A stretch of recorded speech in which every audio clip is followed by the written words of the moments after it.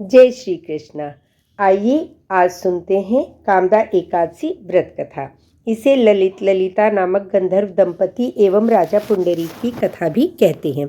श्री कृष्ण के प्रिय सखा अर्जुन ने कहा, हे कमल नयन, मैं आपको कोटि कोटि नमन करता हूँ। हे जगदीश्वर, मैं आपसे प्रार्थना करता हूँ कि आप कृपा कर चैत्र माह के शुक्ल पक्ष की एकादशी कथा का भी वर्णन सुनाइए। इस एकादशी का क्या नाम है, इस व्रत को पहले किसने किया एवं इसके करने से किस फल की प्राप्ति होती है। श्री कृष्ण ने कहा, हे अर्जुन, एक बार यही प्रश्न राजा दिलीप ने गुरु वशिष्ठ से किया था। यह वृत्तांत मैं तुम्हें सुनाता हूँ। राजा दिलीप ने गुरु वशिष्ठ से कहा, हे गुरुदेव, चैत्र माह के शुक्ल पक्ष की एकादशी का क्या नाम है, इसमें किस देवता का पूजन होता है तथा उसका क्या विधान है, यह आप कृपा पूर्वक करके बताइए। मुनि वशिष्ठ ने कहा, हे राजन, चैत्र माह के शुक्ल पक्ष की एकादशी का नाम कामदा एकादशी है। यह समस्त पापों को नष्ट करने वाली है।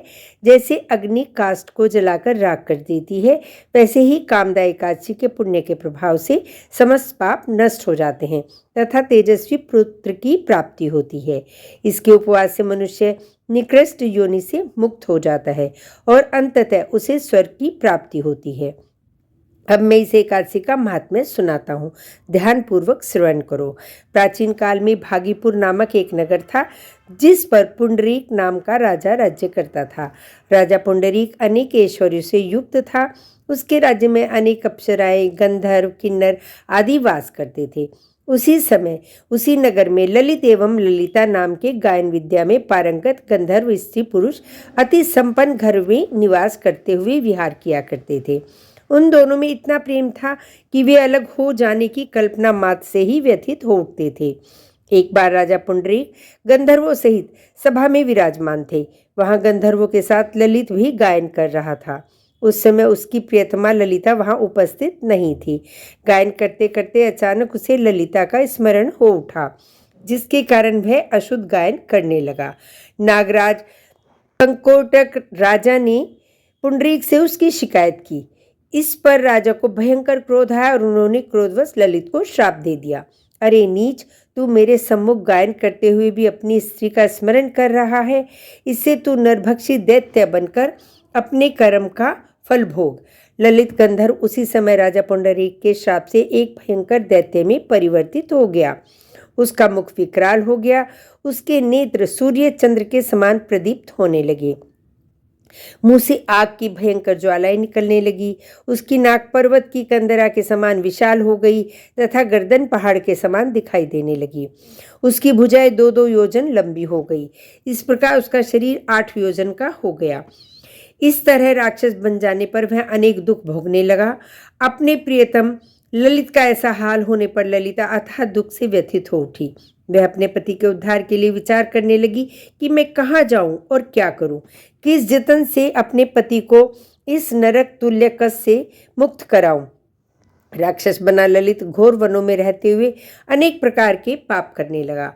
उसकी स्त्री ललिता भी उसके पीछे पीछे जाती और उसकी स्थिति देखकर विलाप करने लगती। एक बार वह अपने पति के पीछे पीछे चलते हुए विंध्याचल पर्वत पर पहुंच गई। उस स्थान पर उसने श्रृंगी ऋषि का आश्रम देखा। वह शीघ्रता से उस आश्रम में गई तथा मुनि के समक्ष पहुंचकर दंडवत प्रणाम कर विनीत भाव से प्रार्थना करने लगी। हे महर्षि, हे वीरधनवा नामक गंधर्व की पुत्री ललिता हूँ। मेरा पति राजा पुंडरीक के श्राप से एक भयंकर दैत्य बन गया है। इससे मुझे अपार दुख हो रहा है। अपने पति के कष्ट के कारण मैं बहुत दुखी हूँ। हे मुनि श्रेष्ठ, कृपा करके आप उसे राक्षस योनि से मुक्ति का कोई उत्तम उपाय बताएं। समस्त वृतांत सुनकर मुनि श्रृंगी ने कहा, हे पुत्री, चैत्र माह के शुक्ल पक्ष की एकादशी का नाम कामदा एकादशी है। उसके व्रत करने से प्राणी के सभी मनोरथ शीघ्र ही पूर्ण हो जाते हैं। यदि तू उसके व्रत के पुण्य को अपने पति को देगी तो वह सहज ही राक्षस योनि से मुक्त हो जाएगा एवं राजा का श्राप शांत हो जाएगा।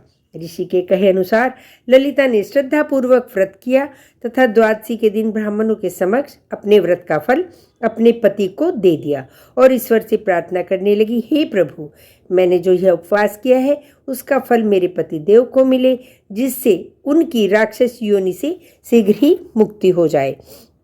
एकादशी का फल देते ही उसका पति राक्षस योनि से मुक्त हो गया और अपने दिव्य स्वरूप को प्राप्त हुआ।